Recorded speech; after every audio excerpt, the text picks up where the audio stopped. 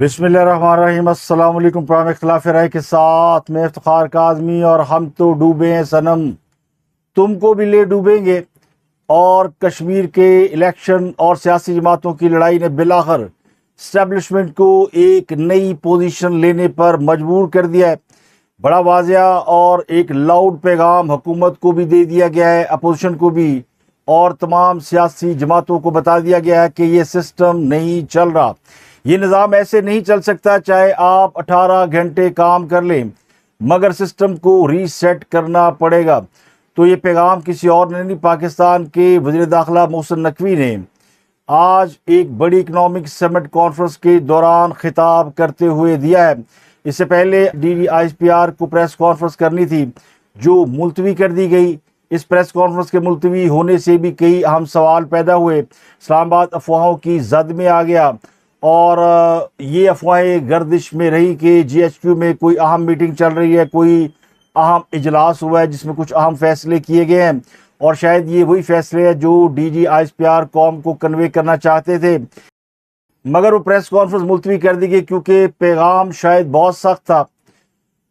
तो मैं ये अज्यूम कर सकता हूँ कि फैसला ये किया गया होगा, सोचा गया होगा, पैगाम बजाय इसके कि DGISPR साहब दें, हुकूमत के एक अहम वज़ीर के ज़रिए दे दिया जाए। तो वज़ीर दाखिला मोहसिन नकवी के ज़रिए, जिन्होंने पाकिस्तान की एक बहुत ही बड़ी इकनॉमिक समिट की सरबराही की जिसमें हुकूमत की नुमाइंदगी ना होने के बराबर थी, इसमें हुकूमती जोमा गायब थे, पॉलिटिकल एलीट सारी गायब थी। तो पाकिस्तान की मईशत के हवाले से पाकिस्तान के तमाम बड़े चैम्बर्स के लोग, बिजनेसमैन, वकला, इंटेलेक्चुअल सब मौजूद थे। इससे मोहसिन नकवी साहब ने जो खिताब किया उसमें उन्होंने कई अहम बातें की हैं। एक तो उन्होंने कहा कि ये निज़ाम कोलैप्स कर चुका है और उन्होंने कहा कि इसके ज़िम्मेदार वो तमाम लोग हैं जो सियासी जमातों को फाइनेंस करते हैं, तमाम कारोबारी लोग जो सियासी जमातों को फंडिंग करते हैं, उनकी वजह से पाकिस्तान का सियासी निज़ाम ख़राब है। क्योंकि अगर ये सियासी पार्टियों को फंडिंग करनी बंद कर दें तो फिर सियासी जमातें शायद उस तरह बिहेव ना कर पाए, निज़ाम बेहतर हो जाएगा। तो ये भी एक बहुत ही बड़ा पैगाम समझा गया है कि शायद मुस्तकबिल में अब ये जो पॉलिटिकल एलीट है ये पॉलिटिकल पार्टीज़ को फंडिंग ना करे, फाइनेंशियल सपोर्ट ना करे। मोहसिन नकवी साहब ने इसके अलावा हुकूमत को भी इनडायरेक्टली चार्ज शीट किया और उन्होंने एक बड़ा ही अहम मौजू उठाया और उन्होंने कहा कि पाकिस्तान के जो नौजवान हैं वो नए सूबे, नई लीडरशिप, इंसाफ और मेरिट चाहते हैं।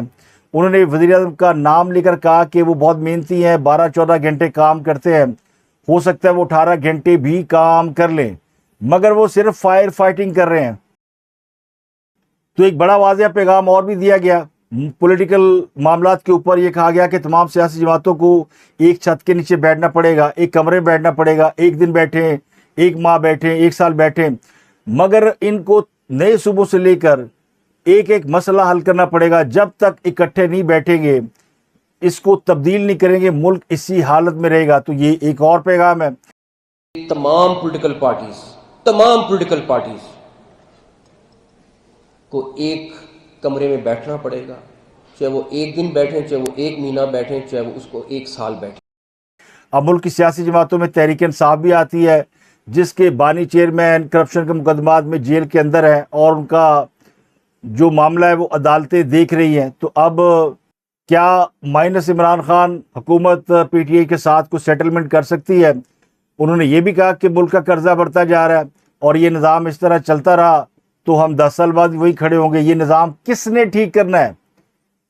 तो ये सवाल पूछा गया है। मेरी नज़र में तो इस्टेब्लिशमेंट ने बजरिया मोहसिन नकवी पूछा है हुकूमत से कि ये जो निज़ाम चल रहा है, जो फेल हो चुका है, ये किसने ठीक करना है। फिर उन्होंने एक वार्निंग भी दी कि पाकिस्तानी कॉकरोच अगर इकट्ठा हो गए तो हर चीज़ को उलट सकते हैं। तो शायद पाकिस्तान की इस्टेब्लिशमेंट ने ये महसूस किया कि नौजवानों के अंदर बेचैनी इस तरह बढ़ रहा है क्योंकि मौजूदा हुकूमत ने भी कुछ ऐसे इकदाम किए हैं जिससे पब्लिक के अंदर बड़ी बेचैनी है। जैसे पेट्रोल का इशू देख लें आप कि उसकी कीमत को रोज़ाना की बुनियादों पर सेट करके उस इशू को दबा दिया गया है और अब खबर ये है कि जो लेवी की रकम है अरबों रुपए में, वो पेट्रोलियम कंपनियों ने अभी तक हुकूमत को अदा नहीं की। एफबीआर को 1 रुपया भी जमा नहीं कराया, लेकिन आवाम की जेब से निकाल लिया गया। तो इससे ज़्यादा नेग्लिजेंस और क्या हो सकती है? और इससे नौजवान तबके में बेचैनी बढ़ रही है। और इसके अलावा चूंकि पास पड़ोस के मुल्कों में जेनजी इनकलाब ला चुके हैं, तो पाकिस्तान में भी उसका असर आ सकता है। ये शायद कहीं ना कहीं महसूस कर लिया गया। तो ये कहा गया कि नौजवानों को जो अहम चीज़ें दरकार हैं वो मेरिट पर जॉब चाहिए, इंसाफ चाहिए।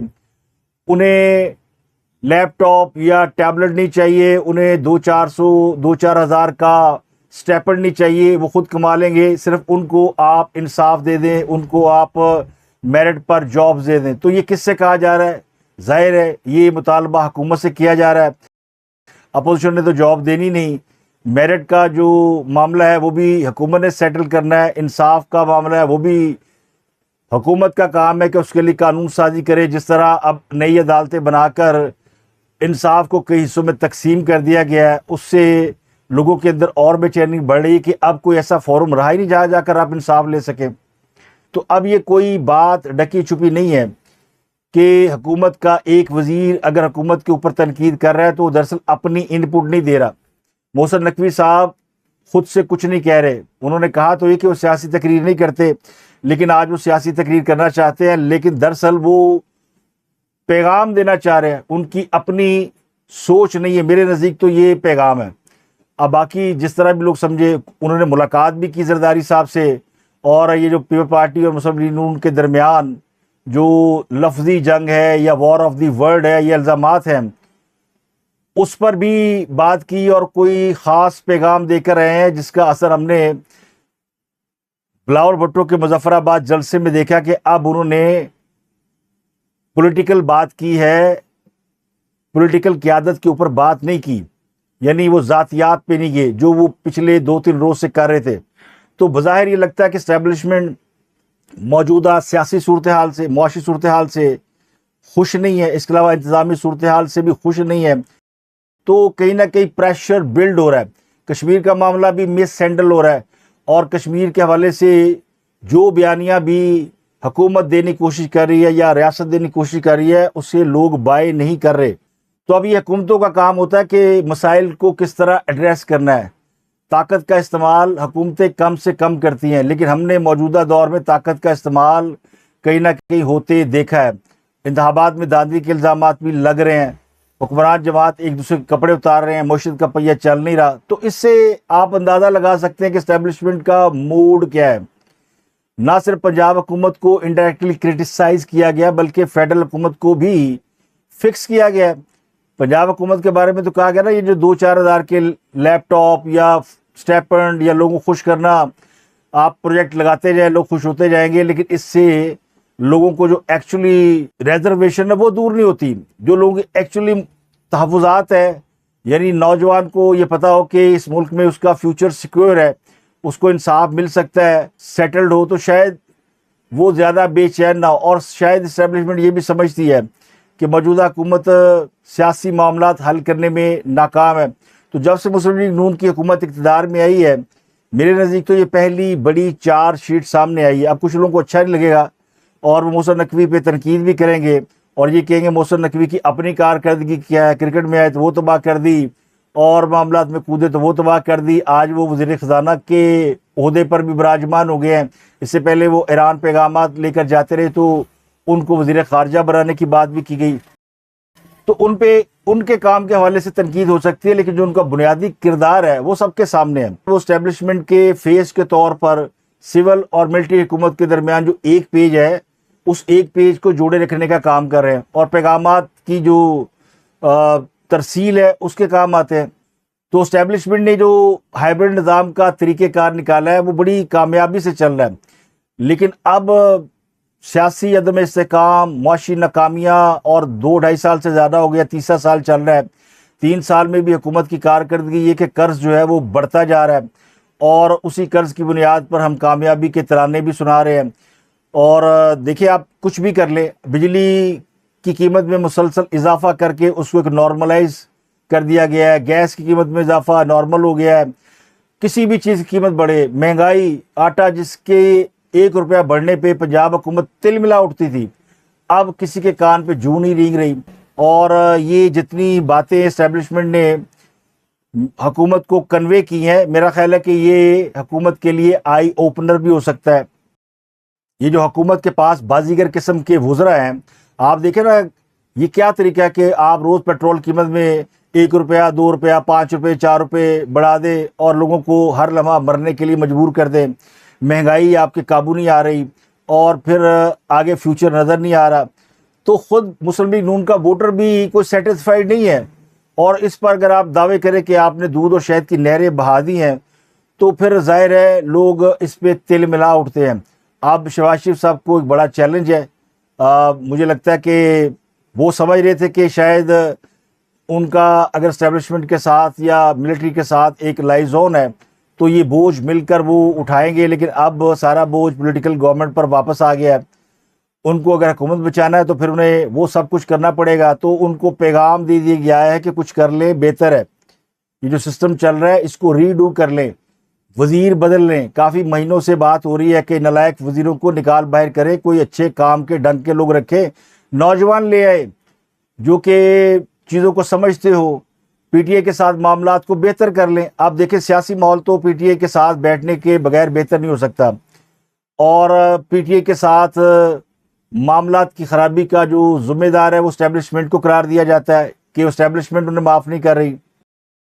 ये पैगाम इससे पहले भी हुकूमत को कई बार दिया जा चुका है कि मामलात को ठीक कर लें, लेकिन वुज़रा इस मामले को सीरियस नहीं लेते। और वुज़रा की मिस हैंडलिंग से ही आज कश्मीर के हालात आप देख लें क्या हुए हैं। जितनी बातें कही गई हैं सिस्टम के हवाले से, हालांकि इसकी ज़िम्मेदार सिर्फ हुकूमत नहीं है, इस्टेब्लिशमेंट को भी जाहिर है कि इसका बराबर शरीक समझा जा सकता है। उन्होंने भी जिम्मेदारी उठाई हुई है, लेकिन अल्टीमेट जिम्मेदारी पॉलिटिकल गवर्नमेंट की ही है और उन पर ही आनी है। इंसाफ और मेरिट जिस पे सवाल उठाए गए हैं वो बहुत बड़ी चीज़ें हैं, वो ओवरनाइट नहीं आ सकती, वो 70 सालों में नहीं आ सकी, तो अब कैसे आएंगी। तो मेरे नज़दीक तो हुकूमत के लिए एक बड़ी वार्निंग है। शायद इस्टेब्लिशमेंट को इस बात का भी एहसास हुआ है कि वो सिविल हुकूमत को कुछ ज़्यादा सपोर्ट कर रहे हैं और इसीलिए बिलावल भुट्टो साहब 2 कदम आगे चले गए हैं। और जिस किस्म की बातें बिलावल भुट्टो कर रहे हैं, और आज भी उन्होंने जो मुजफ्फराबाद में तकरीर के दौरान की हैं कि अगर बाकी के 2 इंतहाबी मरहलों के दौरान अगर धांधली हुई तो फिर वफाकी हुकूमत घर जाने की तैयारी करे। बिलावल भुट्टो ने तो बाकायदा खुलकर ऐलान कर दिया है कि उसका मैंडेट चोरी किया गया तो वो आपके तख्त के लिए आ जाएंगे, यानी वो हुकूमत छोड़ेंगे और फिर हुकूमत के ख़िलाफ़ तहरीक के लिए निकल पड़ेंगे। तो मुझे लगता है उनकी जो पोजीशन है उससे ये अंदाज़ा लगाएगा कि पीपल पार्टी भी शायद अपोजिशन की सियासत करने के लिए तैयार है। और अगर वो अपोजिशन की सियासत करने के लिए आते हैं तो फिर मुल्क में और ज़्यादा पॉलिटिकल अनरेस्ट होगा। इसीलिए सिविल हुकूमत के लिए इस्टेब्लिशमेंट का ये पैगाम है कि साडा जुम्मा तोश पोश। मोहसिन नकवी साहब ने जिन लोगों से खिताब किया वो ज़्यादातर टेक्नोक्रेट्स हैं, बिजनेसमैन हैं, लायर्स हैं, इनमें पॉलिटिकल लोग बहुत कम थे। तो ये एक इशारा भी है क्योंकि मोहसिन नकवी ख़ुद इस्टेब्लिशमेंट का इस्तारा है। तो इस पैगाम का हुकूमत की जानिब से क्या जवाब आता है, क्या रद्द-ए-अमल आता है, वो अगले चंद घंटों चंद दिनों में सामने आ जाएगा। दूसरा तहरीक इंसाफ जिसने 5 अगस्त को एहतजाज की कॉल दे रखी है और वो लॉन्ग मार्च करने का इरादा रखती है, उससे पहले इमरान खान की बहनों अलीमा खान और उज़्मा खान के वारंट गिरफ्तारी जारी कर दिए गए हैं। इस्दाद दहशत गर्दी की अदालत ने इमरान खान की बहनों को इश्तिहारी करार दे दिया है और अलीमा खान और उज़्मा खान को गिरफ़्तार करके पेश करने का हुक्म दे दिया गया। उनकी जायदादों की तफसील भी पेश कर दी गई है।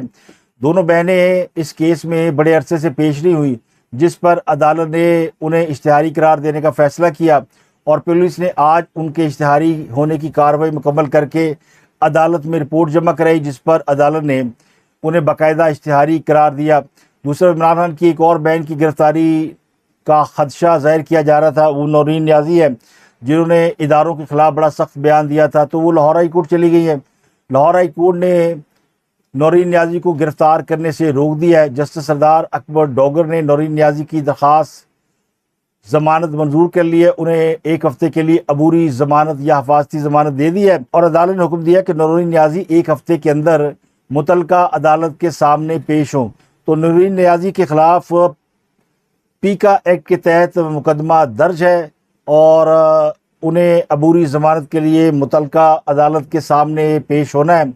लेकिन ख़दशा ये था कि NCCI उन्हें गिरफ़्तार कर लेगा, तो उन्होंने हिफाजती ज़मानत की दरख्वास्त पेश की जो कि मंजूर कर ली गई है। अगली खबर इलेक्शन कमीशन के हवाले से, जिसने 4 सियासी जमातों के रजिस्ट्रेशन ख़त्म करते हुए नोटिफिकेशन जारी कर दिया, जबकि पश्तूनख्वा मिली अवामी पार्टी के सरबराह महमूद अचकज़ई को उनकी अपनी जमात का सरबराह तस्लीम करने से इनकार कर दिया। Chief election commissioner Sikandar Sultan Raja की सरबराही में 5 रुकनी इलेक्शन कमीशन ने पश्तूनख्वा मिली अवामी पार्टी के इंट्रा पार्टी इंतखाबात ना करवाने, पार्टी आइन में तब्दीली और अकाउंट से मुतल्लक एतराज़ात के केस की समाअत के दौरान पीके मैप के वकील इलेक्शन कमीशन के सामने पेश हुए। इलेक्शन कमीशन के वकील ने उनसे पूछा कि आपने जो पावर ऑफ अटारनी जमा कराई है उस पर किसके दस्तखत है। वकील ने जवाब दिया कि पावर ऑफ अटारनी पर पार्टी चेयरमैन के दस्तखत हैं। तो chief election commissioner Sikandar Sultan Raja ने कहा कि इंट्रा पार्टी इंतखाबात जब हुए ही नहीं तो फिर पार्टी का कोई चेयरमैन कैसे मौजूद है और पार्टी का कोई शख्स बतौर चेयरमैन कैसे दस्तखत कर सकता है। तो चीफ इलेक्शन कमिश्नर ने मजीद कहा कि पावर ऑफ अटारनी को रिकॉर्ड पर ले लिया जाएगा और फिर इसके मुतल्लक हुक्म जारी किया जाएगा, जिसके बाद बाज़ सियासी पंडित इस बात का खदशा जाहिर कर रहे हैं कि पश्तूनख्वा मिली अवामी पार्टी को भी डिस्क्वालीफाई कर दिया जाएगा और इनकी रजिस्ट्रेशन भी ख़त्म हो जाएगी, क्योंकि ये जमात भी इंट्रा पार्टी इलेक्शन कराने में नाकाम रही है। इस केस की अगली समाअत 19 अगस्त को होगी। इसके अलावा जिन 4 सियासी जमातों की रजिस्ट्रेशन ख़त्म की गई है उन पर भी इसी किस्म के इल्ज़ाम है कि उन्होंने इंट्रा पार्टी इंतखाबात नहीं कराए, सालाना गोशवारे जमा नहीं कराए और दीगर जो रिक्वायरमेंट थी वो पूरी नहीं की। इनमें टेक्नोलॉजी मूवमेंट पाकिस्तान, अवामी जमहूरी पाकिस्तान, हम अवाम पाकिस्तान पार्टी और पाकिस्तान रिफॉर्म पार्टी। अब पता नहीं हम अवाम पार्टी ये किरार रोशन वाली है कोई और है, मगर इलेक्शन कमीशन के मुताबिक इन सियासी जमातों को बैन कर दिया गया है, रजिस्ट्रेशन मनसूख कर दी गई है। अब उसके बाद पाकिस्तान के अंदर रजिस्टर्ड सियासी जमातों की तादाद कम होकर 164 रह गई है। इससे पहले कई जमातों को इसी नोयत की बुनियाद पर डिलिस्ट किया जा चुका है, जिनमें पाक सरजमीन पार्टी, इस्तेकाम पाकिस्तान तहरीक शामिल है। अगले और पाकिस्तान में दहशतगर्दी की वारदातों के हवाले से है। पिछले 24 घंटों में दहशतगर्दी की पै दर पे वारदात हुए है। डेरा इस्माइल खां में BDS का कमरा बारूदी मवाद से उड़ा दिया गया। बाजोड़ में गवर्नमेंट प्राइमरी स्कूल को भी दहशतगर्दों ने धमाके से उड़ा दिया। तुरबत से 6 अफराद की लाशें बरामद हुई हैं।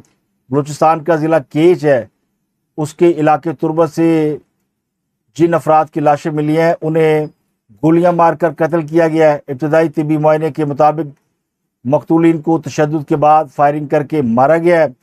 ज़राए ने दावा किया कि चंद रोज़ कबल 7 अफराद को अगवा किया गया था, जिनमें से एक को उसी वक्त गोली मारकर हलाक कर दिया गया था, जबकि बाकियों को अगवा कर लिया गया था। इनमें 4 अफराद का ताल्लुक सूबा पंजाब से और 2 का खैबर पख्तूनख्वा से ताल्लुक है।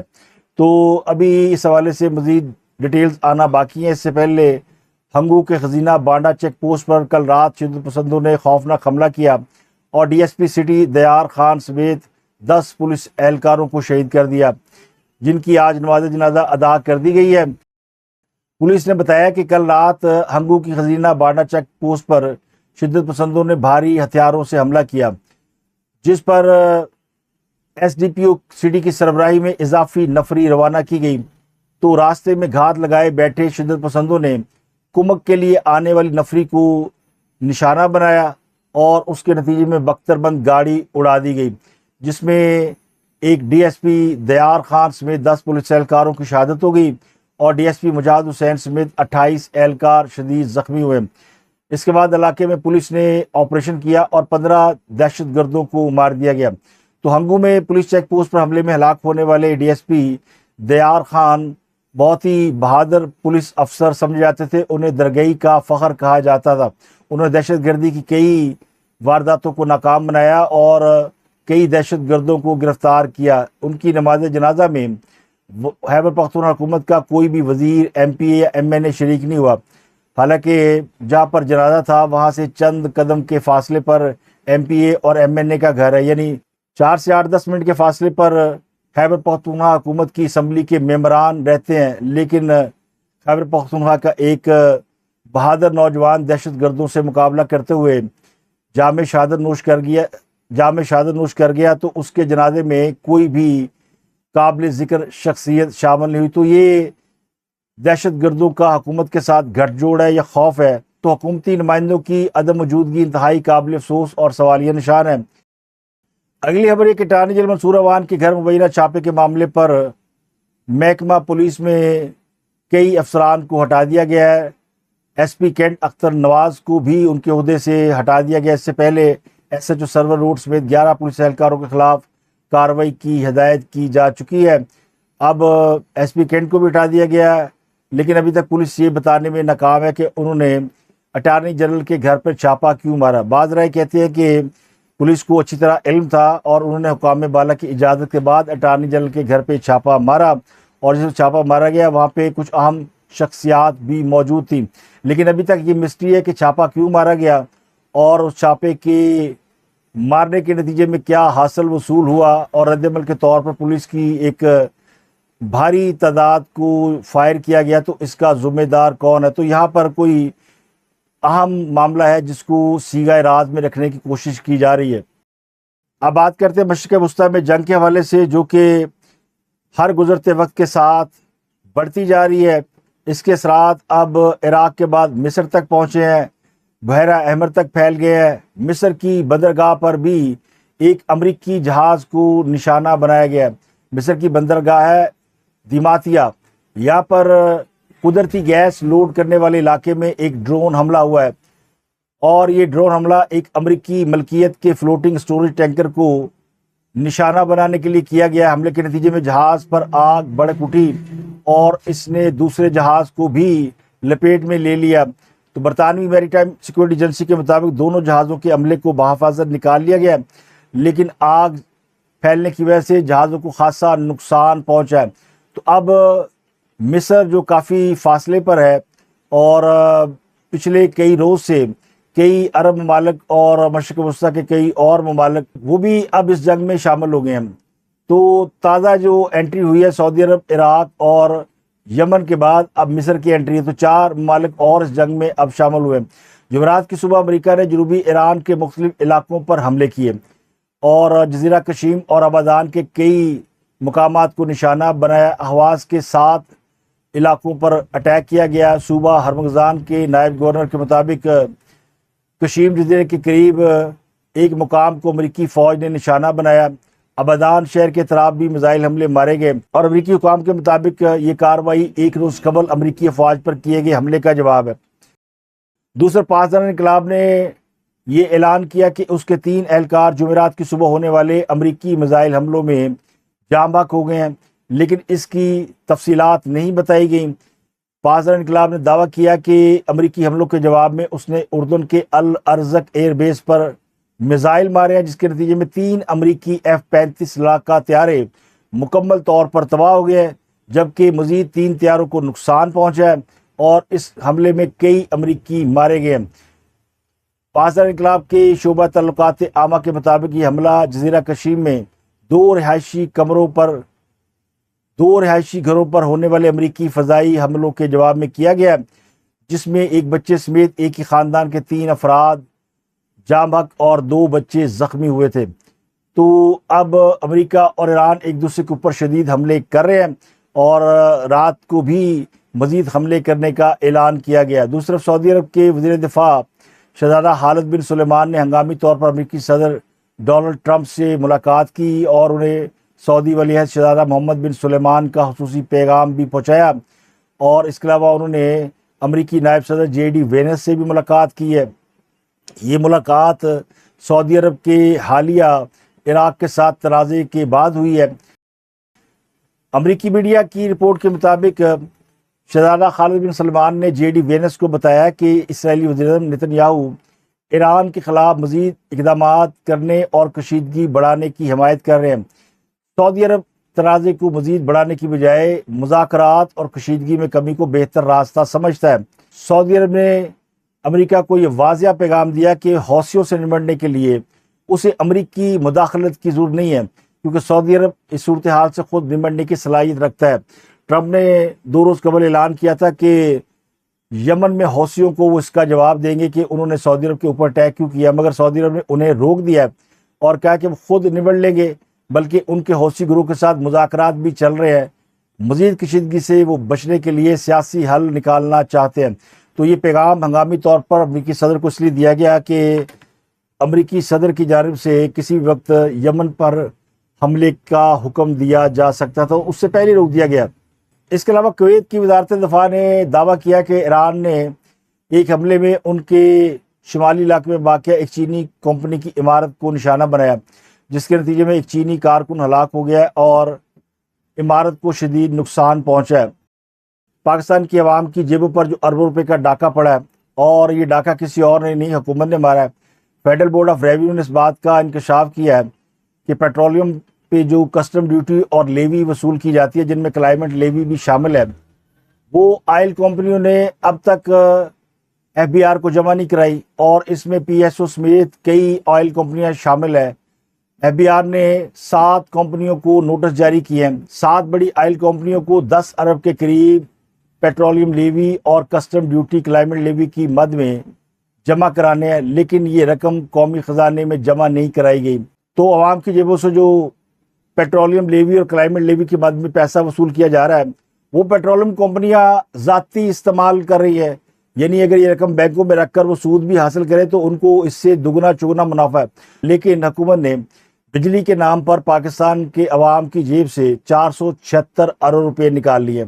जो सेनेट की कायमा कमेटी बराए ख़जाना में रिपोर्ट पेश की गई है, उसके मुताबिक कुल वसूलियों में 351 अरब रुपये सेल टैक्स है और 124 अरब रुपये इनकम टैक्स है, और ये कुछ 450 अरब रुपया बनता है जो बिजली के नाम पर या बिजली पे टैक्सों के नाम पर अवाम की जेबों से निकाला गया। तो अब आप अंदाज़ा लगाएं, फिर ऐसी हुकूमत की कारकर्दगी के ऊपर सवाल नहीं उठेंगे तो और क्या? मुखालिफिन की जेबों से निकाला जा रहा है या अपोजिशन के लोगों की जेबों से निकाला जा रहा है? वो तमाम लोग इसमें शामिल हैं जिन्होंने इस हुकूमत को वोट दिया और इनके लिए इक़्तिदार की राह हमवार की। अब उन्हीं के गले पे, उन्हीं की गर्दन पर छुरियाँ फेरी जा रही हैं। और कहना पड़ेगा कि नवाज शरीफ के मैंडेट को उसके नालायक वुज़रा ने जिस तरह बर्बाद किया है, शायद इस पर भी एक बहुत तारीखी किताब लिखी जाएगी। तो अवाम के जिस्म से बूंद बूंद निकालने वाले कब तक अवाम की बददुआओं से बच सकेंगे? अब तक के लिए इतने। अब मुलाकात होती है अगले व्लॉग में। अपना गिरदोनवा के लोगों का बहुत ख्याल रखिएगा।